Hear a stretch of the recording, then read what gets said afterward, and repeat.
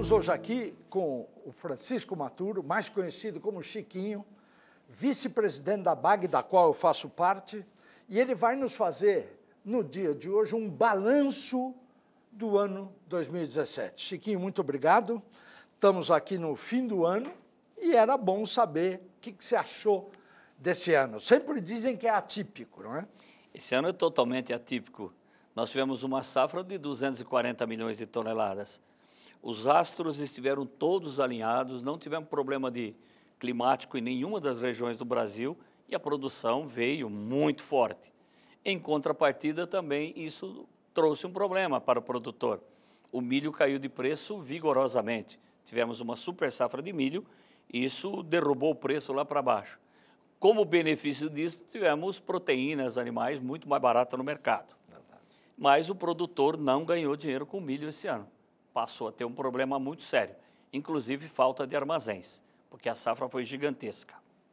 Chico, falando um pouco de quais seriam as correções que nós deveríamos fazer para 2018, um ano político. Bom, o ano, primeiro, que nós não teremos em 2018 a safra que tivemos em 2017. Nós já temos alguns problemas climáticos identificados, algumas regiões, ele não trará uma produção tão grande quanto trouxe em 2017. Com uma diferença, também nós teremos menos milho no mercado, porque quem perdeu dinheiro com milho ano passado, dificilmente volta a plantar, planta uma cultura alternativa, carrega um pouco mais do soja, que é uma commodity internacional que o Brasil se posiciona muito bem, e há demanda no mundo. Diferente do milho, que a demanda no mundo é menor, porque tem outros players no mercado que suprem essa posição. Chico, comparando 17 e já pensando em 18, como é que está o setor de máquinas e equipamentos, do qual você, por muito tempo, foi presidente da Câmara?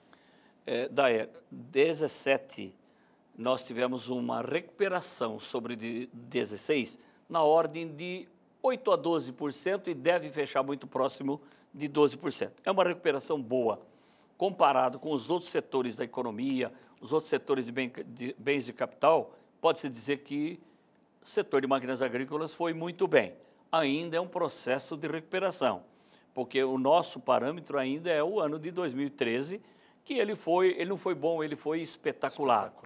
Então, é um ano que, para fins de estatística e tal, a gente deveria retirar, para poder contar um número mais correto. Agora, 2018, em que pese o fato de ser um ano político e tal, nós devemos ainda recuperar mais uns 5%. Mesmo considerando todo o quadro político, que vai pesar nas decisões de investimento, certamente pesa, mas ainda assim a gente recupera mais uns 5%.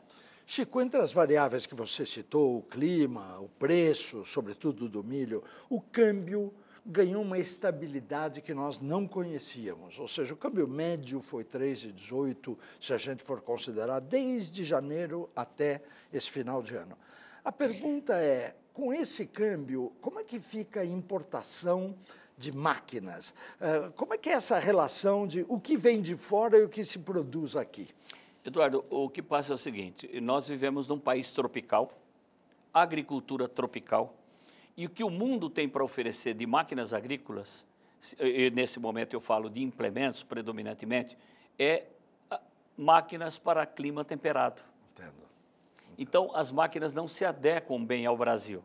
Então, o Brasil tem a sua própria indústria de implementos agrícolas, nacionais e até multinacionais produzindo aqui, para as condições de clima tropical. Não impacta muito pesado a questão de implementos. É um ou outro implemento que não chega a ser relevante nas nossas contas.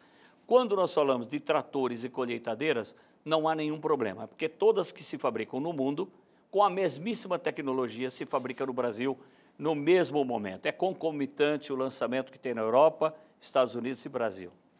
Muito bem, você foi um dos pais, se não o padrasto, de Moderfrota, de todo o sistema de subsídio e promoção dessa renovação das frotas. Explica um pouco ao nosso telespectador como é que foi isso. Bom, o Brasil vinha com problemas muito sérios de perda de safra.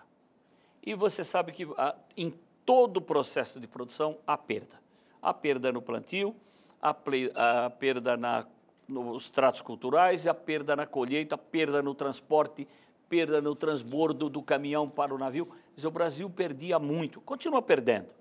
Mas o objetivo do governo, à época, e o ministro era o Pratini de Moraes, o objetivo era diminuir as perdas, e só diminuindo perdas nós já estaríamos tendo um ganho de produção no Brasil. A produção iria aparecer melhor. Então criou-se o Moderfrota, é um programa de modernização da frota de máquinas agrícolas. Tratores, colheitadeiras, pulverizadores, implementos agrícolas, toda a família.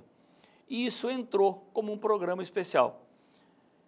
E começou a funcionar, e sempre objetivando ganhos de produtividade, primeiro eliminando perdas. E o Brasil conseguiu dar um salto vigoroso nisso. Se você pega hoje plantadeiras, até pelo preço que estão as sementes, nós temos que plantar como se fosse grãos de pérolas. Cirúrgico. Cirúrgico. Então tem que ter precisão no plantio, precisão nos tratos culturais e, sobretudo, precisão na colheita. Então a perda é muito pequena hoje. Ainda temos alguma perda mais acentuada no transportes. Verdade. Nos transportes, nossos caminhões não são adequados, e daí é que agora que nós temos que começar a trabalhar na questão de logística, trabalhar forte na questão de armazenagem, para que a gente minimize ainda mais essas perdas. O Brasil tem tido ganhos extraordinários de produtividade, mas tem que eliminar as perdas. Chico, agora falando de 2018, o que você considera que é vital para haver uma melhoria e uma estabilidade do agro brasileiro? Eduardo, o Brasil hoje armazena cerca de 15% a nível de fazenda de uma safra na ordem de 200 milhões de toneladas. Para dar um parâmetro, Estados Unidos armazena 65% de uma safra de 600 milhões de toneladas a nível de fazenda. Então, nós estamos trabalhando e o governo tem dado respaldo total para esse pleito do setor, que é melhorar as condições para armazenamento a nível de fazenda. O que isso dá? Melhor estabilidade para o produtor, não tem pressão de frete na hora das colheitas, ele pode secar o grão, armazenar adequadamente, pode fazer financiamento dos grãos dentro do armazém, ele tem uma estabilidade maior, ele vai armazenar parte da sua safra. E crescendo de um 15% para um patamar muito mais alto. Porém, esse 15% também teria que separar um pouco, que quando você pega de São Paulo para baixo, Paraná, por exemplo, ele é dotado de grandes cooperativas, que têm capacidade de recepção de grãos, tem capacidade de processamento, o que é mais difícil numa região como o Centro-Oeste, onde os grandes estão lá. E o grande não precisa de cooperativa. Ele se suporta, né? Ele se suporta. E a cooperativa faz o pequeno virar grande porque ele soma. Então isso é importante de São Paulo para baixo, mas muito mais importante de São Paulo para cima, a armazenagem a nível de fazenda. A outra coisa que nós estamos trabalhando, e o setor trabalha com muita força, é na questão da irrigação. Nós vamos irrigar 100% do Brasil? É muito difícil, ninguém pensou nisso. Nós dependemos de outorga d'água, tem recursos hídricos mais ou menos em cada região, tudo isso é administrado, tem a Agência Nacional de Águas que cuida muito bem disso, mas nós estamos pensando em irrigação e tratando de irrigação quando tem que ser tratado. Citros não vive sem irrigação, tem que continuar aumentando. Café, nós sabemos que pode produzir o dobro com irrigação, e a irrigação localizada, irrigação de alta tecnologia. E produção de sementes, como é que você pode investir, é muito caro, e ficar olhando para o céu, se vê se vai chover ou não vai chover. Para a semente nós temos que ter irrigação.